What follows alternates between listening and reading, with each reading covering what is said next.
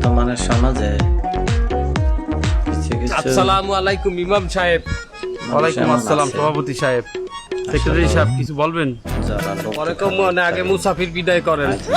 মুসাফির কি দাহে তো সভাপতি ব্যবস্থা করে তোমার কাছে সে সভাপতি হইতে পারে, আমার কাছে সে মুসাফিরের চাইয়ে বেশি কিছু না। ইমাম সাহেব তোমার কথা শেষ হলে আমার দ্বারা আইছো, তোমার সাথে আমার কথা আছে। যে বলেন সভাপতি সাহেব। ইমাম সাহেব কালকে রমজান মাসের প্রথম দিন, আমি চাই প্রথম রোজার প্রথম শিহরি তুমি আমার বাসায় করো। আমার বাসার বাজারঘাট সম্বন্ধে তো তোমার ধারণা আছে। একদম খাওয়া যাইবে না। যে বাসার প্রত্যেকটা লোকে মুত্যা পানি লয় না, সে বাসায় খাওয়া কি তোমার জন্য জাহেজ হবে? মানলাম আমি মুত্যা মাঝে সাথে হয়তো পানি নিতে ভুলিয়ে যাই, কিন্তু আমি তো তরকারিতে মুতি না। তুমি প্রথম রোজার প্রথম সরকাই আমার বাড়তে করবা, এটা ফাইনাল। আমার বাসার বাজার সম্পর্কে তোমারও ধারণা নাই। অত কিছু বুঝি না ইমাম সাহেব। হলো তোমার জন্য স্পেশালি আমি বাজার থেকে আজকে কি আনছি জানো? সেহারিতে তুমি যাতে সুন্দরভাবে ভাত খাইতে পারো, এর জন্য আমি এত বড় বড় মাদি কাঁকড়া আনছি। এই গিলু দিয়ে তুমি ভাত খাইয়ে উঠবা। নাউজুবিল্লাহ। তুমি মাদি কাঁকড়া দিয়ে ভাত খাবা, এটা আমারে কবা না। আমার একবারও কইছো তুমি মাদি কাঁকড়া খাবা? এই তুমি যদি বলো তোমার জন্য আজকে সরগাইতে আমি কাঁকড়া কুচা কেচা কচ্ছম সবকিছু ম্যানেজ করবো। শুধু তাই নয়, তুমি যদি এরপরও ভালো জিনিস চাও, আমি তোমার জন্য এইসব খাওয়ার পরে এই জিনিসের ব্যবস্থা করব।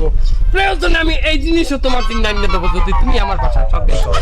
তারপর আমার বাসায় সরকার। সভাপতি সাহেব এটা কি সেক্রেটারি? শরাব আর এই যে দললে গাঁজা একজন নেশাখোরের কাছ দিয়ে এর থেকে ভালো দাওয়াত পাওয়া যায় না। সেহেরিতে যদি তুমি নেশা করতে চাও, ওনার দাওয়াত কবুল করো। ওয়েলকাম। সভাপতি সাহেব, আমি আপনাদের দুইজনের কারো বাসায় যাইতে পারবো না সেহারি খাইতে।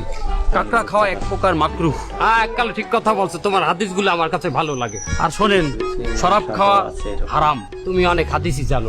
আল্লাহ পাক আমাকে যতটুকু হালাল খাবার দিয়ে সেহারি করাবে, আমি ততটুকু দিয়েই সেহারি করব। আসসালামু আলাইকুম ওয়া রাহমাতুল্লাহি ওয়া বারাকাতুহু। তোমার লাগে ইমাম সাহেব আমি আমার সরকারি দাওয়াতটা খাইতে পারলাম না। তুমি একজন সভাপতি মসজিদের, সেই মসজিদের ইমাম সাহেবকে তুমি টাকা খাওয়ার দাওয়াত দিতে পারো না? খাওয়া যাবে না।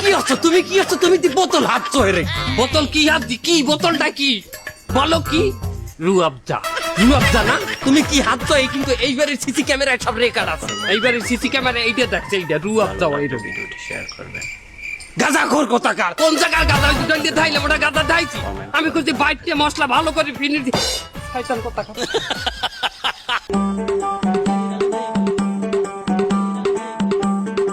আসসালামু আলাইকুম কেশিয়ার সাহেব। আল্লাহ পাক আপনাকে কেমন রেখেছেন? ওয়ালাইকুম সালাম ইমাম সাহেব, আল্লাহ তাআলা আমাকে খুব ভালো রাখছে। আলহামদুলিল্লাহ। আপনি তো মিটিং এ আজকে ছিলেন না? ওই রাত 8 ঘটিকার সময় তারাবির নামাজের সময় নির্ধারণ করা হয়েছে, আপনি 8টার সময় চলে আইসেন। না, আমি আপনাকে মসজিদে নামাজ পড়তে পারবো না। ওটা আমাকে মসজিদ কেন? ওটা তো আপনাকেই মসজিদ। ভিডিওটা দেখে হ্যাঁ ঠিক আছে, আমি বাংলাদেশে নামাজ পড়বো না তো, আমি সৌদি আরবে তারাবির নামাজটা পড়বো। লা হাওলা ওয়ালা কুওয়াতা। এটা কেমনে সম্ভব? এখন থেকে তারাবির নামাজ আর 4 ঘন্টা বাকি। আপনি যদি পেলেন লইয়ে দৌড়ান, এলেও তো সৌদি আরব পৌঁছানো সম্ভব না। আরে বাবা, সৌদি আরবের ইমাম সাহেব যে সময় তারাবি নামাজ পড়ায়, সে সময় টিভিতে লাইভ দেখায়।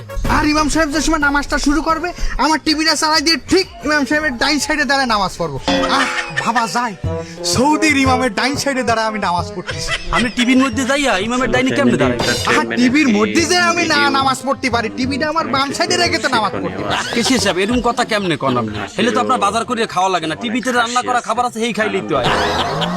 আনন্দ কেশিয়ার সাহেব, আগে ইসলাম সম্পর্কে ভালো মতো জানেন, তারপরে মানেন। ভুল ইবাদত করলে হবে না। আল্লাহ পাক আপনাকে সঠিক জ্ঞান দান করুন।